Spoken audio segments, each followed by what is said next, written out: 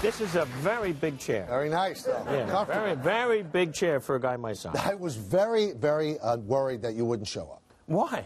The Yankees released you. Oh, yeah. Well, you know, I was supposed to retire. That was the deal, was the one at bat, which was thrilling in itself. And then I said to Brian, so I'll have a press conference and announce my retirement.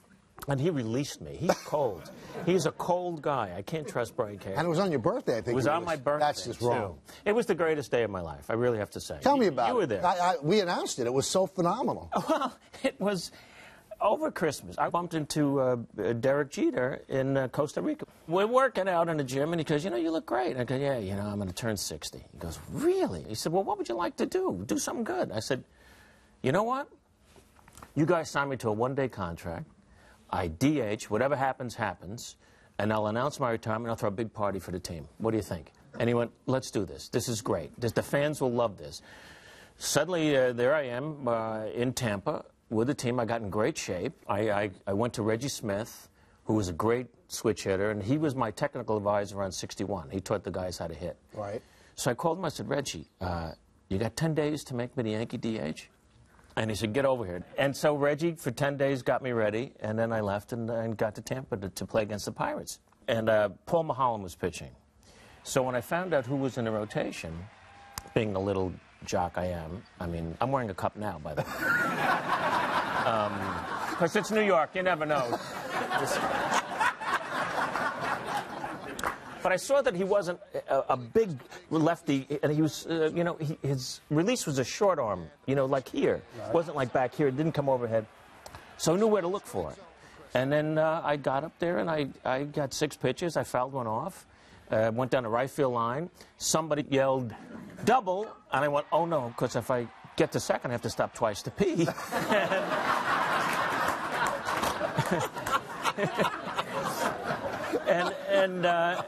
And I got 3-1 and 3-2 when he threw me a cutter, you know, the nastiest cutter since my bris. And did you notice I leaned forward on him? And then finally I struck out. But the great thing was they stopped the game and gave me the ball. It's the first time it's ever happened that they stopped the game to give somebody a ball for striking out. It didn't seem like you wanted to walk. I mean, it was 3-1, right? Yeah, I didn't want to walk. I kept looking at Derek, and he kept going, hack, hack, hack, hack. And I wanted to hit it, and I just missed it. 2 cutters. I haven't seen a cutter ever in my life. And, you know, I was really proud of it and had a great time. And the fans loved it. The fact that you fouled the ball off at the age of 60, I mean, it wasn't just a tip. Well, you fouled the ball off. Technically, I was 59. Okay, see, that's a different The next story. day, I was 60. So, yeah. 60 wouldn't happen. Yeah, but I saw it. And how cool. Yeah, it was the greatest thing ever of... You mentioned the Oscars, the movies, those are all great, and I'm grateful. I can always say I led off a game for the New York Yankees, and that's phenomenal, phenomenal. And it must mean so much to you that your film 61 was put into the Hall of Fame. How cool is that? Yeah, it was the 50th anniversary of Rogers' 61st home run. I worked so hard on that to make it realistic. And when we were honored that way, it was very touching. I had trouble getting through the speech because I thought I'd always get there as a player. Sure. And well, here the I 5 am. years is up after your appearance now. So. That's true. I'm eligible. Yeah. I'm eligible. I like the way you think. Maybe I know somebody in the Veterans Committee. Parental Guidance is your new film. Yeah. It's your first lead role in about a decade. Yeah. Why so long? Because I was doing my show. I was doing 700 Sundays. Which, by the way, was phenomenal. Thank you. I mean, I actually have no heart, and I was weeping. No I was weeping, and it was so beautifully done. You have no heart? 0. If I have it, it's black. What a nice thing to brag about. You know, you got to be honest. Hey, remember me? I have no heart. Feel nothing. It was one of the great moments of my career, was putting that together.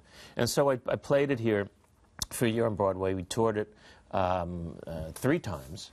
This movie, which opens Christmas Day, took almost 6 years to get made. So all my energy went into getting this movie made. And it's a really, really funny movie. Why didn't you do a movie of 700 Sundays? That is in the making. Okay. Yeah. Great. Yeah. Hopefully we'll do that.